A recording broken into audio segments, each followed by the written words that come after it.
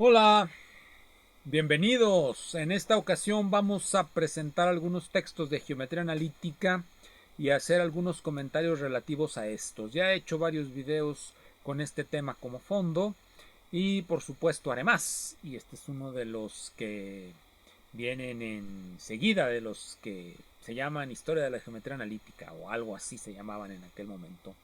A este le pondré otro título igual de inútil o de útil, quién sabe. Quiero comenzar recordando uno de los textos básicos de geometría elemental respecto del que se debe de tomar partido, ya que nos presenta una manera de presentar la geometría con ayuda de los conceptos que desarrollaron Felix Klein y Sophus Lee a finales del siglo XIX. Este texto, ya lo he presentado, creo que lo presenté en la versión Macmillan, ahora lo presento en la versión Dover, es la geometría desde un punto de vista avanzado. Las matemáticas elementales desde un punto de vista avanzado, volumen 2, geometría, por Felix Klein. Como todo mundo sabe, este texto está cortado. Se le quita la parte que Klein dedica a la didáctica de las matemáticas, o pedagogía de las matemáticas, o historia de las matemáticas, como ustedes quieran pensarlo. Y tenemos nada más lo que los gringos en su momento consideraron adecuado. Como dije, esta es la versión Dover. No sé si hay una traducción al español. Sé que hay una nueva traducción al inglés por la editorial Springer Verlag, en la que sí se respeta todo lo que dijo Klein y no se hace una selección como en estos. Aquí está el título.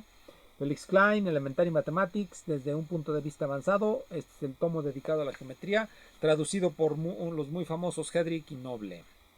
Eh, ¿Por qué digo que este es un hito en la educación de la geometría? Porque Felix Klein era un matemático muy capaz que decidió en algún momento escribir libros para el gran público, y este es el resultado. Presenta una manera de unificar lo que a finales del siglo XIX era ya una gran explosión de cosas a las que se les denominaba geometría. A casi todo se le denominaba geometría. Hasta la filosofía tiene su tratado de geometría, de ética presentada en orden geométrico. El orden geométrico no es otro que el estilo de construir las matemáticas de Euclides. Cuando Spinoza escribe su ética, no lo duden, está haciendo algo tan matemático como la geometría de Euclides. Solamente que los matemáticos de hoy pues no tienen esas visiones y esas perspectivas. Sobre todo, y aquí tenemos una de las cosas que hace parecer a la matemática muy alejada de la lógica, que es la teoría de los grupos de transformaciones. Felix Klein nos va a presentar la matemática en este libro, la geometría en este libro, con ayuda de los conceptos derivados de los grupos de transformaciones. Y eso significa que pues va a tener que hablarnos de transformaciones lineales y clasificarlas con ayuda del tipo de coeficientes que estas transformaciones tengan. Va a hacer un trabajo muy interesante, y esto ya lo he comentado. Esta es la parte donde va transformaciones geométricas. Pero lo más interesante o el significado que podemos pensar como profundo de lo que introduce Klein en la estructura de la enseñanza de las matemáticas, y veamos la fecha. La fecha de aparición original de este libro es de 1939. El original de Klein es de mucho antes, más o menos, se los pongo como 1925. Era cuando se estaban construyendo estas geometrías, este punto de vista unificado utilizando la teoría de grupos. En México, creo yo, no lo tengo muy claro, pero creo yo que podemos encontrar de manera explícita, no implícita, explícita, ese programa en este libro, Introducción Analítica a las Geometrías. Es un tratado de geometría analítica, editado por el Fondo de Cultura Económica. El autor es Javier Bracho y es de fecha, déjenme se las digo, es de fecha 2009. Explícitamente el señor Bracho nos va a decir en el prefacio, nos va a decir lo siguiente, algo que vamos a encontrar muchas veces para justificar por qué se escribe un libro de texto. Se escriben para cobrar por ello, por supuesto. Para venderlo 3 o 4 veces, por supuesto. Para ver si la gente lo hace un clásico y lo compra, por supuesto. Para ganar algo de dinero, por supuesto. Pero nos dice lo siguiente. Este contraste entre la vitalidad de la geometría en el desarrollo de las matemáticas, su enorme importancia en ellas, por un lado, y por otro, su magro valor curricular en la formación básica de científicos y profesionistas, su ausencia en la cultura ciudadana mínima, obliga a una reflexión seria, sobre todo de parte de los que nos consideramos geómetras. ¿Qué es lo que nos dice aquí el señor Bracho? Lo voy a reiterar para que sean sus palabras y después las mías.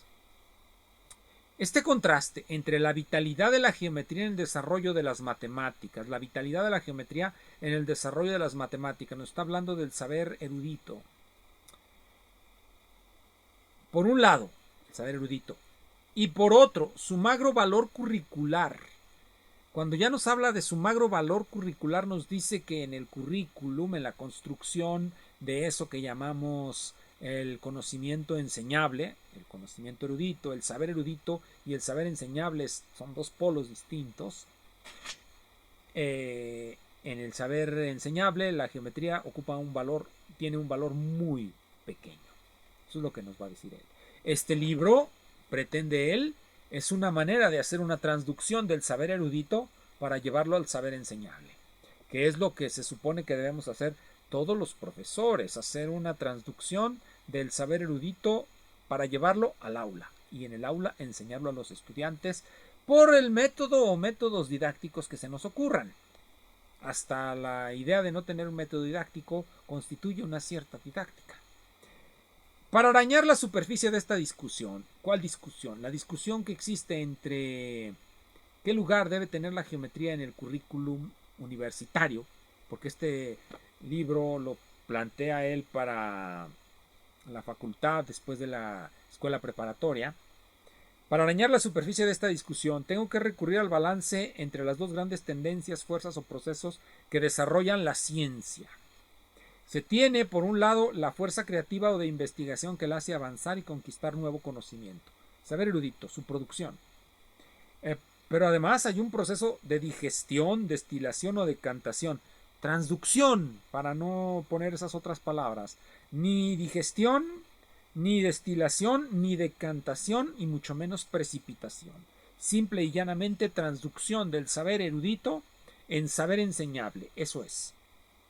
Pero además hay un proceso de digestión, destilación o decantación en el cual nos vamos quedando con lo fundamental de las grandes teorías al reprocesar las ideas básicas, limpiar los argumentos centrales o aclarar y simplificar los razonamientos y construcciones, de tal manera que cada generación tiene acceso a ese conocimiento a una edad más temprana y con más profundidad que sus predecesores. Eso es lo que nos dice el señor Bracho, que son, lo que según él dice, se tiene que recurrir al balance entre las dos grandes tendencias, fuerzas o procesos que desarrollan la ciencia.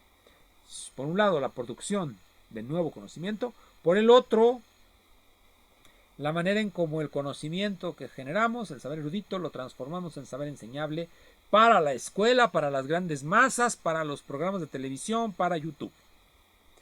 En el siglo XX, el proceso de transducción de las matemáticas, transducción es mi palabra, digestión es la que él usa, pero no es digestión, es transducción.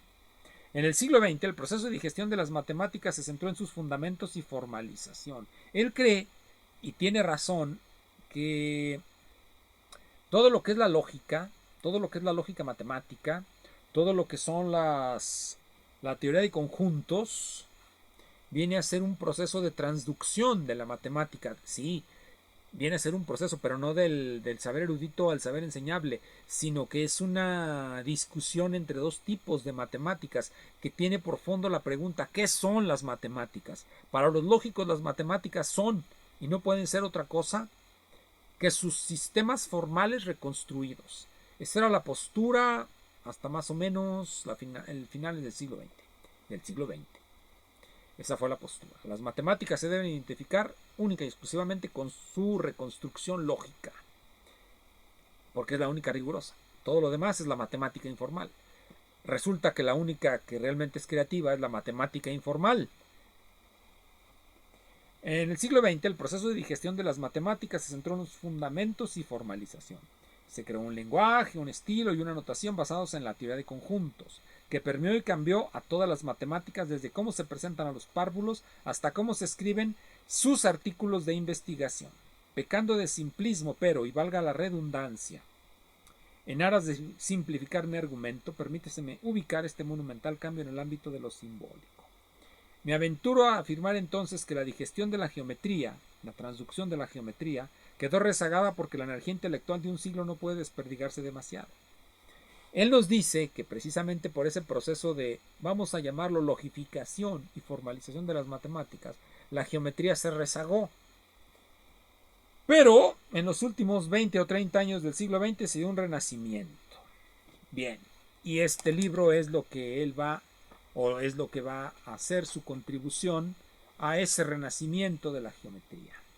Y comienza de una manera verdaderamente sorprendente. Bueno, a mí me parece sorprendente. Ojalá a ustedes, que son tan duchos en todo esto, no les parezca sorprendente, sino algo trivial.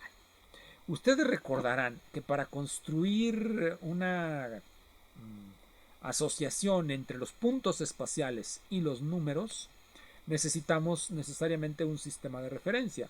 Y ese sistema de referencia, el típico, el que parece canónico, el que parece natural, es el sistema de referencia cartesiano. Imaginémoslo en un plano ortogonal, líneas ortogonales. Son dos líneas, la línea de las y, la línea de las y, y la línea de las x forman una cruz.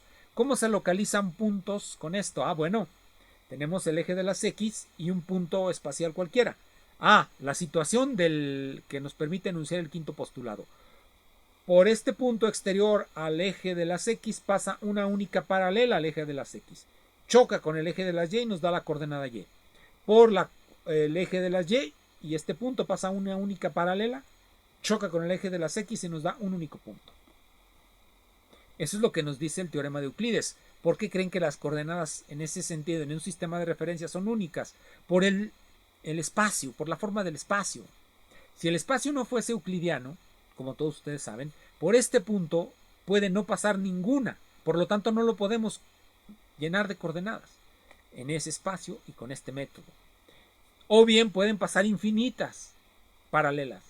Entonces, no será una única coordenada, sino una baraja, una clase de equivalencia. ¿Cuál sería la equivalencia? Pues que esta coordenada es coordenada de este punto. Y así. Bien, entonces, este libro comienza así y ese es un comienzo verdaderamente maravilloso. Yo creo que a todos los que les gustan este tipo de cosas no harán sino encontrar esto delicioso. Bueno, todo lo que viene a continuación es una lectura muy creativa del libro de Klein, porque a final de cuentas la introducción de los grupos de transformaciones, y este señor los introduce en el capítulo 3, la introducción de los grupos de transformaciones, ellos siempre dicen como medio de clasificación, no, los grupos de transformaciones definen la geometría del espacio, los grupos de transformaciones definen la geometría del espacio, y sin embargo, la geometría siempre ha sido transformaciones. La geometría siempre ha sido un conjunto de transformaciones.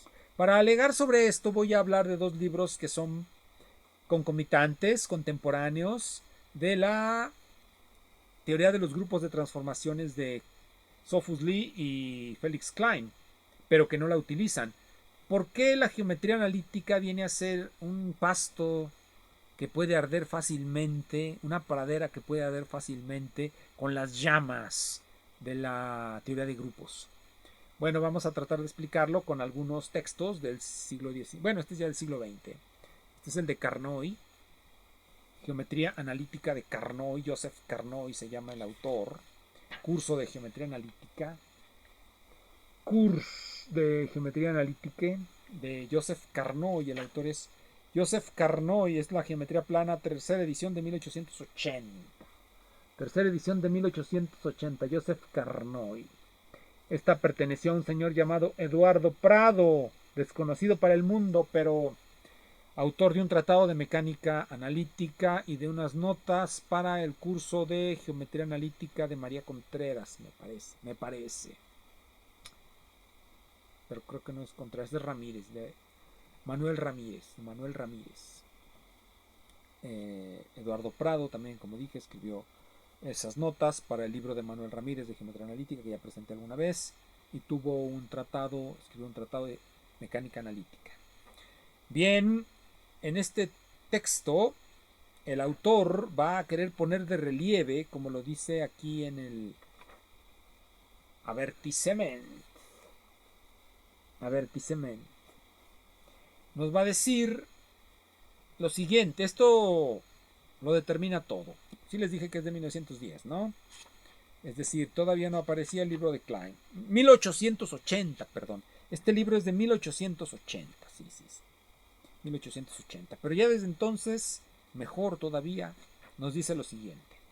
La geometría analítica está en vías de considerable perfección debido al empleo de nuevos sistemas de coordenadas que nos permiten representar un punto por sus distancias a tres rectas fijas, las famosas coordenadas trilineales, o que nos permiten determinar la posición de una recta precisamente mediante una curva por sus distancias a tres puntos fijos, las famosas coordenadas tangenciales. Lo que nos está describiendo aquí Carnot es lo fundamental de la geometría analítica de fines del 19 y cómo se impactaba en ella los adelantos de la geometría de su tiempo, tanto en Alemania como en Francia. No diré Estados Unidos porque en 1880 Estados Unidos estaba tan avanzado en matemáticas como México o como Argentina o quizá un poco menos. Bueno, entonces, volvamos a la primera frase. La geometría analítica está siendo considerablemente perfeccionada por el empleo de nuevos sistemas de coordenadas. ¿Qué significa nuevos sistemas de coordenadas? Nuevos sistemas de coordenadas significan no otra cosa que transformaciones de coordenadas. Y por lo regular estas transformaciones son transformaciones analíticas o difiomorfismos. Analíticas significa que se pueden expandir en series. Difiomorfismos significa que tienen diferenciales. No es lo mismo. Hay curvas que pueden aceptar expansiones sin ser diferenciables. Y hay curvas diferenciables que no aceptan una expansión infinita, porque sus diferenciales se acaban en 2 o 3 o 4 veces. Bueno, entonces el señor Carnot, como nos lo acaba de anunciar, va a hacer de este un tratado de geometría analítica donde va a hacer uso masivo de los cambios de coordenadas. Y, por cierto, lo hace bastante interesante porque la abstracción que supone un grupo requiere conocer modelos de esa abstracción. Los axiomas del grupo deben de tener modelos y los mejores modelos en la geometría analítica no son otra cosa que las transformaciones de coordenadas que forman grupo. Este libro trae, aquí viene en el capítulo, estoy viendo, teoremas y ejercicios sobre curvas de segundo orden. Pero lo que nos interesa más es la introducción que hace, la forma en cómo hace la introducción de algo que se van a denominar coordenadas tangenciales. Forma de las curvas. Construcción de curvas algebraicas y trascendentes. Curvas dibujables. Curvas trazables. Curvas construibles. Bien, entonces, el capítulo de la transformación de figuras polares recíprocas. Bueno, va a presentar el método de polares recíprocas. Aquí lo trae en el capítulo 14. Curvas algebraicas, método de identidades, método de coordenadas triangulares y poligonales. Es el capítulo que me refería, el 12. Teoremas diversos sobre la ecuación de una cónica que tiene por sistema de referencia un triángulo o un cuadrilátero inserto y circunscrito a un triángulo o un cuadrilátero conjugado. Bien, el libro de Carnot presenta ya los resultados, que es precisamente lo que quiere hacer Bracho, de los avances en la geometría de su tiempo.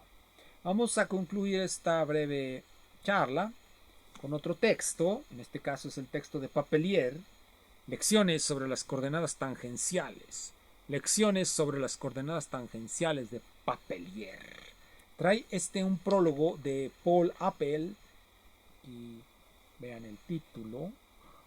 Lecciones sobre las coordenadas tangenciales de Papelier. Geometría plana. Con un Trae los dos, están encuadernados en esta misma encuadernación los dos. El volumen 1, que es la geometría plana, y el volumen 2, que es la geometría en el espacio. Capítulo 13, coordenadas trilaterales. Todo sistema de coordenadas, déjenme les digo la fecha el año de este libro. El año de este libro, Lecciones sobre las coordenadas tangenciales, es de la segunda edición, París, librería Vuibert, y es de, déjenme les digo el año, 1889. Lecciones sobre las coordenadas tangenciales. ¿Qué tiene de particular? Que es realmente este texto es una introducción a lo que realmente no sé en qué curso les explican la geometría de Plücker, pero es una introducción a la geometría o a los métodos geométricos de Plücker. Papelier nos va a presentar los métodos para, en lugar de construir las rectas como puntos, construir los puntos como intersecciones de rectas. En lugar de tomar como primitivos en nuestra idea del espacio los puntos espaciales, tomar como primitivos y como elementos básicos, digamos, las rectas o las circunferencias o cualquier cosa así. Esto viene a ser una forma de foliar el espacio. Hoy día se le llama foliación a este proceso de cambiar el tipo de coordenadas de puntos a curvas que se van a foliar, que se van a, como una cebolla, se van a acomodar en los diferentes puntos del espacio y lo van a cubrir todo. Entonces, nos vemos en la siguiente. Muchas gracias.